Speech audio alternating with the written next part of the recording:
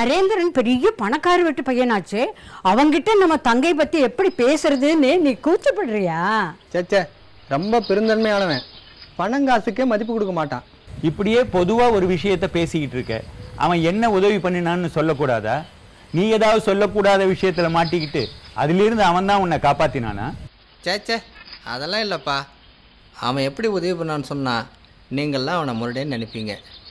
நான் matriculation exam எழுதுறதுக்கு முன்னாடி நீங்கள் ஹாஸ்பிட்டலில் அட்மிட் ஆகிட்டீங்க இல்லையா, அந்த நேரத்தில் நம்ம குடும்ப சூழ்நிலை ரொம்ப மோசமாக இருந்தது. இதெல்லாம் சொல்லி உங்கள் மனசை கஷ்டப்படுத்த வேணான்னு நான் சொல்லலை. ஏன், ஸ்கூல் ஃபீஸ் கட்டுறதுக்கும் பணம் இல்லை, பரீட்சைக்கு பணம் கட்டுறதுக்கு பணம் இல்லை, இதோட படிப்பு நிறுத்திடுன்னு அம்மா சொல்லிட்டாங்கப்பா. அப்போ உனக்கு பணம் கொடுத்து உதவினது நரேந்திரன் தானா? இல்லை, அவன் பணம் கொடுக்கல. அன்னைக்கு நடந்தது என்ன தெரியுமா?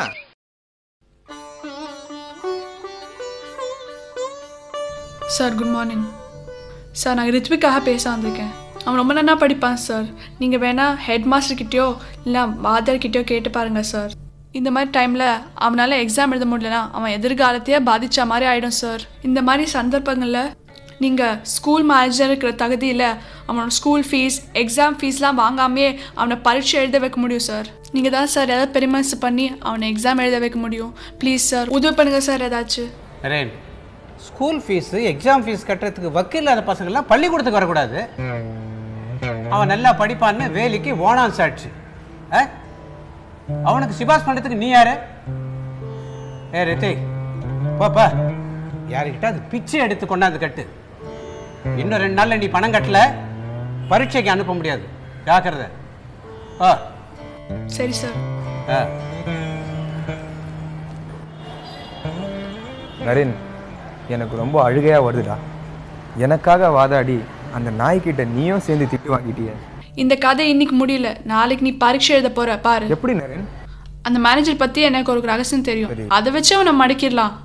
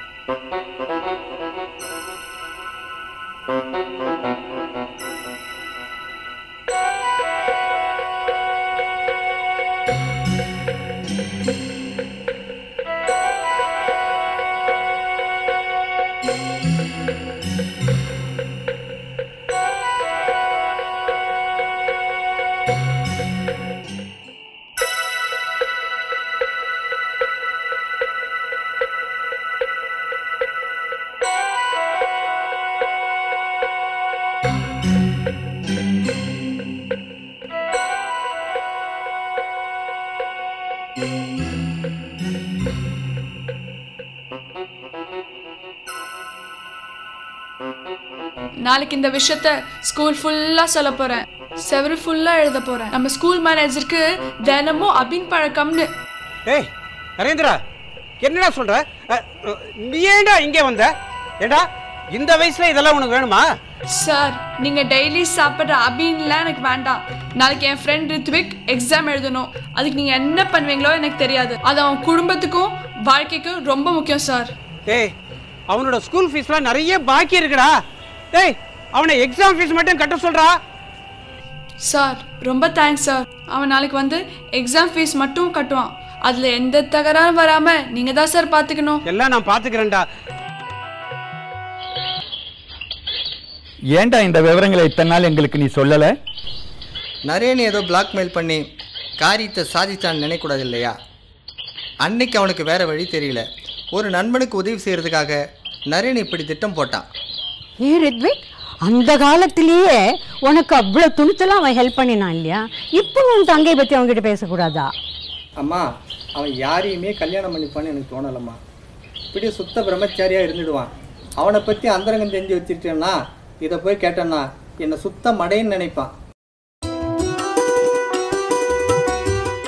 ஏன் நரேன், இன்னைக்கு பிரம்ம சமாஜத்தில் பாடினியா? இவ்வளவு லேட்டா வந்திருக்க? ஏதாவது விசேஷம் உண்டா? இன்னைக்கு நல்ல கூட்டம். நான் ஒரு பாட்டு பாடுறதா தான் இருந்தேன். எல்லாரும் விரும்பி கேட்டதுனால கூட 2 பாட்டு பாடினேன். நீங்களும் ஒரு நாள் பிரம்ம சமாஜம் கோயிலுக்கு வரணும்பா. ஓ, வந்தா போச்சு. ஆனா நாங்க வரதா இருந்தா உன்னோட பாட்டை கேட்கறதுக்கு மட்டும்தான் வரணும். எனக்கு இந்த பிரம்ம சமாஜத்தை கொள்கையில எல்லாம் கொஞ்சம் கூட நம்பிக்கையே கிடையாது. வேண்டாம், நான் அம்மா கிட்ட அன்னைக்கே சொன்னேனே, இனிமே நான் மீன் கறியெல்லாம் சாப்பிட மாட்டேன்னு. அம்மா உங்ககிட்ட சொல்லலையா? என்ன என்னடா நீ வானத்துல இருந்து வந்து குதிச்ச மாதிரி வம்பு பண்ற? சத்திரிய வம்சத்துல பிறந்துட்டு மாம்சம் சாப்பிட மாட்டேன்னு சொன்னா என்ன பண்றது? நான் அம்மா கிட்ட எல்லாத்தையும் விவரமா சொல்லியாச்சு. வேணும்னா உனக்கும் ஒரு தடவை சொல்றேன். நான் பிரம்ம சமாஜத்துல சேர்ந்துட்டேன். அந்த கொள்கைகள் தான் எனக்கு பிடிச்சிருக்கு. அந்த நியமப்படி நான் மீனெல்லாம் சாப்பிட முடியாது. காய்கறி இருக்கிற சாத்விக சாப்பாடு தான் சாப்பிட முடியும். அப்பா என்ன பேசாம கேட்டுட்டு இருக்கீங்க? இவனுக்காக தனியா ஒரு சமையல் பண்ணணுமா இனிமே? நாராயணியே சாப்பிடாம எழுந்துட்டு போறான். அவனுக்காக நான் எல்லாம் தனியா தானே சமைச்சு வச்சிருக்கேன். கறி மாம்சம் எதுவுமே சேர்க்காம. இத பார், இந்த மாதிரி உன் பிள்ளைக்கு செல்லம் கொடுத்து அவனை கெடுத்து குட்டி சவராக்கி வச்சிருக்க. ஒரு நாளைக்கு உன் புள்ள சாப்பிடாம இருந்தா அவனுக்கு ஒண்ணு ஆயிடாது. அவன் கேட்கறது ஒன்றும் அவ்வளவு கஷ்டமான விஷயம் இல்லையே. நீங்களா சமைக்கிறீங்க? என் பிள்ளைக்கு பிடிச்சதை நான் செஞ்சு கொடுக்கறேன்.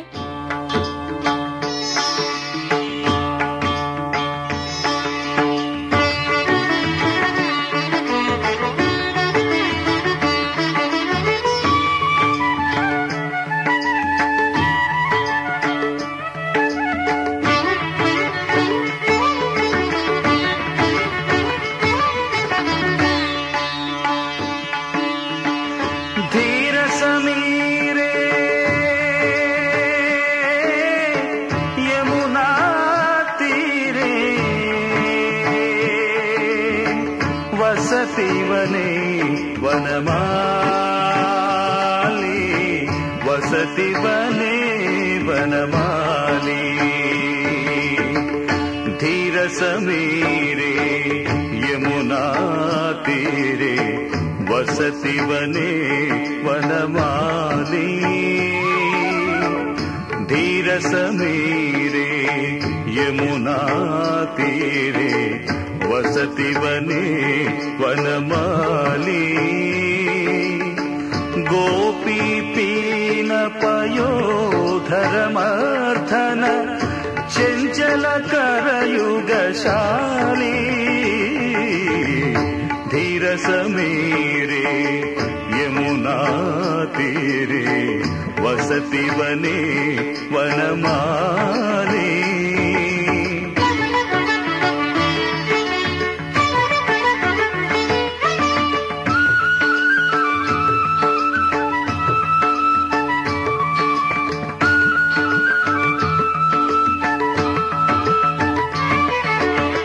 रति सुख सारे गतमपि सारे मदन मनोहर वेशु रति सुख सारे गतमपि सारे मदन मनोहर वेशम न कुरुनितंबिनि गमन विलंबनम अनुसरतं हृदयेशम् अनुसरतं हृदयेशम्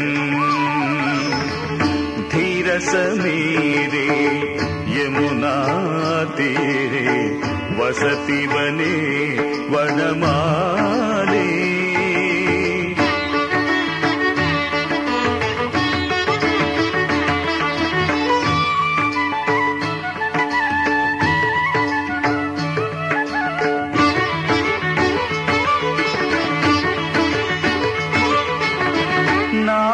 समेतं कृतसंकेतं वादयते मृदुवेणुं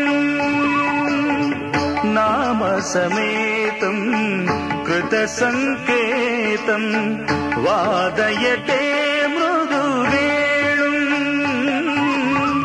बहुमनुते ननुते तनुसंगत पवनचलितमपि रेणुं पवनचलितमपि रेणुं धीर समीरे यमुना तीरे वसति वने वनमाली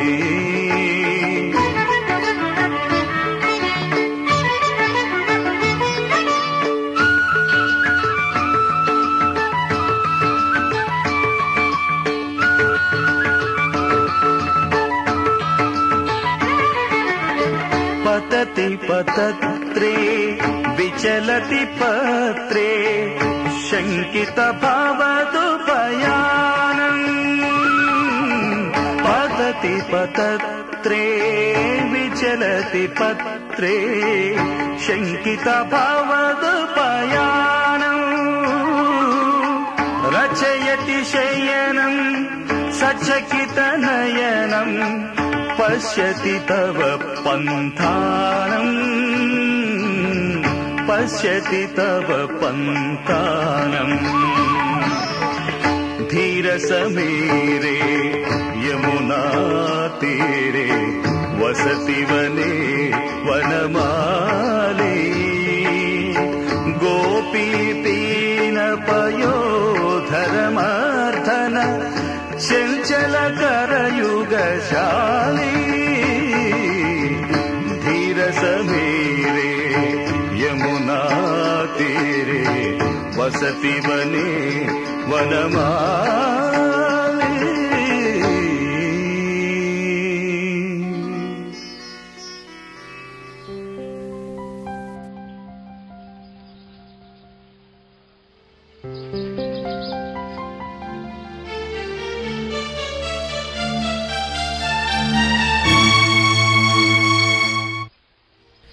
நீங்க எந்த மாதிரி எண்ணங்களோட என் பாட்டை கேட்டீங்கன்னு தெரியாது.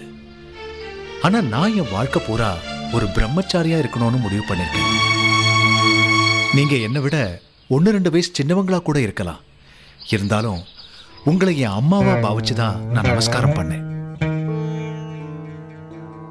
நரேந்திரா, நீ பல சன்னியாசிகள்கிட்டையும் யோகிகள்கிட்டையும் போய் நீங்கள் கடவுளை பார்த்துருக்கீங்களா அப்படின்னு கேட்குறதா கேள்விப்படுறேன். நான் ஒருத்தரை சொல்கிறேன், அவர்கிட்ட போய் கேட்டியானா உனக்கு சரியான பதில் கிடைக்கும். யாரை சொல்கிறீங்க? தக்ஷணேஸ்வர் காளி கோவிலில் பூஜை பண்ணிகிட்ருக்கார். சரி, ராமகிருஷ்ண பரமஹம்சர்னு பேர். இங்கேருந்து நடந்து போனால் ரொம்ப நேரம் ஆகும். அதனால் ஒரு குதிரை வண்டியை வச்சு போனால் சீக்கிரமாக போயிடலாம். நான் உன்னை கூட்டிகிட்டு போகிறேன். அவர் பெரிய மகான். அவரை பற்றி இன்னும் யாரோ கூட சொன்னாங்க. ஆனால் எனக்கு அவரை பார்க்கணும்னு தோணல. எப்படி சொல்கிறேன்? மகரிஷி தேவேந்திரநாத் எவ்வளோ படித்தவர், எவ்வளோ அறிவாளி. அவர் பேசினா கேட்டுக்கிட்டே இருக்கலாம். நான் இன்னும் படித்தவங்க நிறைய பேரை கேட்டுக்கிட்டே இருக்கேன். நீங்கள் சொல்கிற அந்த பூசாரி பள்ளிக்கூடத்துக்கே போலியாமே? அது தப்பு நரேன். உன்னோட காலேஜ் படிப்புக்கும் இறையுணர்வு காண்ற அனுபவத்துக்கும் சம்பந்தமே கிடையாது. ரொம்ப படித்த மேதாவியாக இருப்பாங்க, வேதாந்தியாக இருப்பாங்க. அவங்களால இறையுணர்வு காண முடியாமல் இருக்கலாம். ஆனால் நாம் படிக்காதவன் நினைக்கிற ஒருத்தர் இறை அன்பத்தை அனுபவிக்கலாம். நீங்க சொல்றதும் உண்மைதான். ஹாமில்டன் ஒரு வெஸ்டர்ன் பிலாசபர் என்ன சொல்லிருக்காருன்னா, where philosophy ends, spirituality begins. The intellect can only conclude that there is God, but religion alone can help you to attain God. தத்துவங்களை மட்டும் வச்சு கடவுளை கண்டுபிடிக்க முடியாது. இதெல்லாம் எனக்கு புரியுது. இருந்தாலும் பள்ளிக்கூடத்துக்கே போகாத ஒரு பூசாரி கிட்ட இந்த விஷயத்தெல்லாம் பேசுறதுக்கு எனக்கு மனசு இடம் கொடுக்கல. அது தப்பு நரே. ரொம்ப படித்த மேதாவியாலையும் அறிவு ஜீவியாலையும் தான் கடவுளை தரிசிக்க முடியும்னு நினைக்கிறது தப்பு. கடவுளுக்கு ஏழை பணக்காரன், படித்தவன் படிக்காதவன், ஆண் பெண்கிற வித்தியாசங்கள்லாம் கிடையாதுங்கிறத புரிஞ்சுக்கணும். நமஸ்காரம்மா. நரேந்திரநாத் இருக்காரா? வாங்க. அவன் வெளியில போயிருக்கான், வர நேரம்தான். நீங்க யாரு? என் பேரு கிரீஷ் சந்திரகோஷ். நாடக கம்பெனி நடத்துறேன். வாங்க உக்காருங்க. ஆமா, நீங்க தான் நரேந்திரநாத் அம்மாவா? ஆமா, நரேன் என் பிள்ளை தான். அவனை உங்களுக்கு முன்னாடியே பழக்கம் உண்டா? இல்லம்மா, நான் ஒரு நாள் என் நண்பர்களோட பிரம்ம சமாஜம் கோயிலுக்கு போயிருந்தேன். அங்க உங்க பிள்ளை பாடிக்கிட்டு இருந்தாரு. ரொம்ப அபாரமா இருந்துச்சு. நாடகம், சங்கீதம் இதெல்லாம் எங்க தொழிலாச்சே. இப்படி ஒரு கலைஞரை நேரா பார்த்து 2 வார்த்தை பேசிட்டு போகலாம்னு வந்தேன். ரொம்ப சந்தோஷம். இப்போ வந்துடுவான்.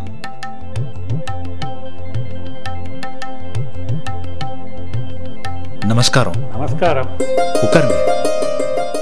தம்பி, என் பேரு கிரீஷ் சந்திரகோஷ். நாடக கம்பெனி நடத்திக்கிட்டு இருக்கேன். ஓ, உங்க நாடகம் எல்லாம் ரொம்ப பிரபலமானதாச்சே. கல்கத்தாவில் கலை ஆர்வம் இருக்கிற எல்லாருக்கும் உங்களுக்கு தெரிஞ்சிருக்குமே. இப்படியெல்லாம் ஒன்றும் இல்லைங்க. ஏதோ எங்களால் ஆன வகையில் நாடக கலைக்கு தொண்டு பண்ணிக்கிட்டு இருக்கோம். இப்போ கூட நாடக கொட்டையில் வில்வமங்கலா நாடகம் போட்டுக்கிட்டு இருக்கோம். அதை பற்றி தான் உங்ககிட்ட ஒரு வார்த்தை சொல்லலாம்னு வந்தேன். சொல்லுங்க ப்ளீஸ். நாங்கள் நாடகத்தில் நடிகர்கள் ஓய்வெடுக்கிறதுக்காக கொஞ்சம் இடைவேளை விடுவோம். அந்த நேரத்தில் யாராவது ஒரு பாடகரை அழைச்சிக்கிட்டு வந்து மேடையில் 2 பாட்டு பாட சொல்லி அவங்கள கௌரவப்படுத்துறது வழக்கம். அன்னைக்கு நீங்கள் பிரம்ம சமாஜம் கோயிலில் பாடிக்கிட்டு இருந்ததை கேட்டேன். ரொம்ப அற்புதமாக இருந்துச்சு. நீங்கள் ஒரு நாள் வந்து எங்கள் நாடகத்துக்கு நடுவில் ஒரு பாட்டு பாடணும்னு ஆசைப்படுறேன். அதுக்கு என்ன, எனக்கு பாட பிடிக்கும், உங்களுக்கு கேட்க பிடிக்கும். கூப்பிட்டுருக்கீங்க, வந்து பாடுறேன்.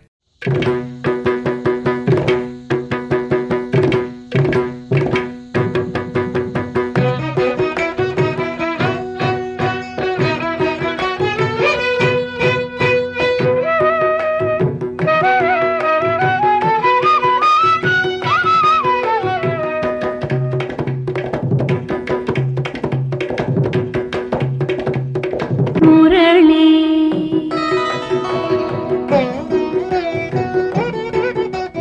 முரளி கண்ணா முரளி காதல் முரளி மோகன சுந்தர காதல் முரளி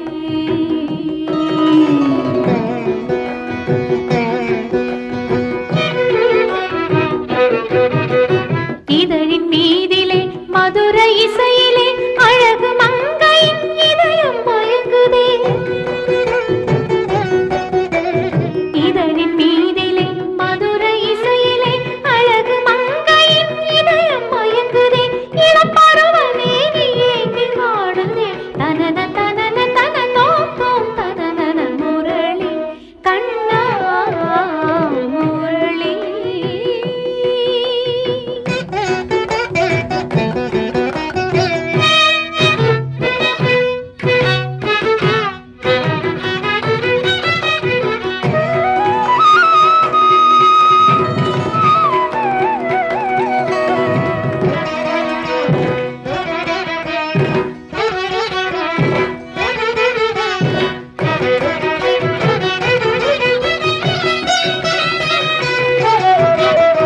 மனதில் ஜுவாலை வாட்டுது எனையே மோக நெருப்பை அணைத்திடு கண்ணா.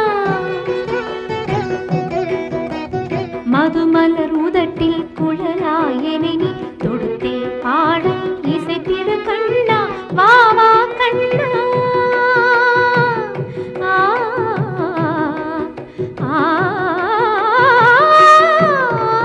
காதல் பூங்கடை பாயும் நேரமே தயக்கம் ஏனோ நாடகம் தானோ கார்மேக கண்ணா ஏ மாய கிருஷ்ணா தனன தனன தன தோம் தோம் தனன முரளி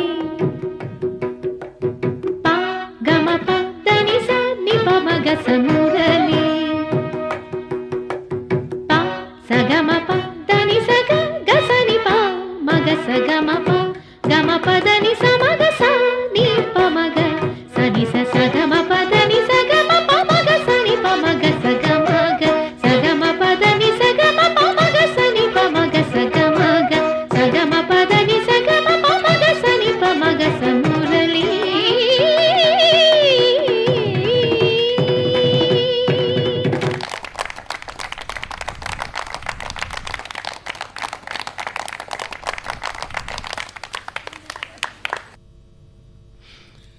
ரசிக பெருமக்களே, இன்றைய வில்வமங்களா நாடகத்திற்கு நடுவில் உங்களுக்கு ஒரு புதிய பாடகரை அறிமுகம் செய்து அவரை பாடும்படி கேட்டுக்கொள்கிறேன்.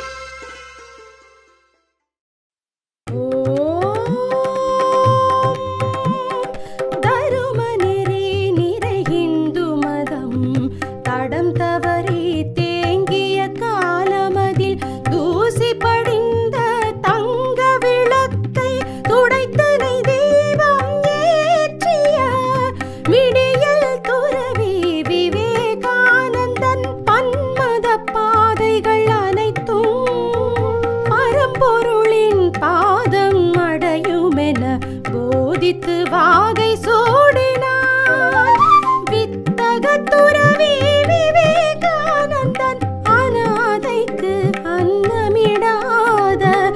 விதவைக்கு வாழ்வளிக்காத மதம் ஒன்று வேண்டாம், மதம் ஒன்று வேண்டாம். ஆண்டிக்கு ஆற்றும் சேவையே ஆண்டவனை சேரும். குகைக்குள் ஒளியாதே ஜகத்திற்கு உடைத்திடுவோம் என்ற வைராகிய வைகரை விவேகானந்தர் வைராகிய துறவி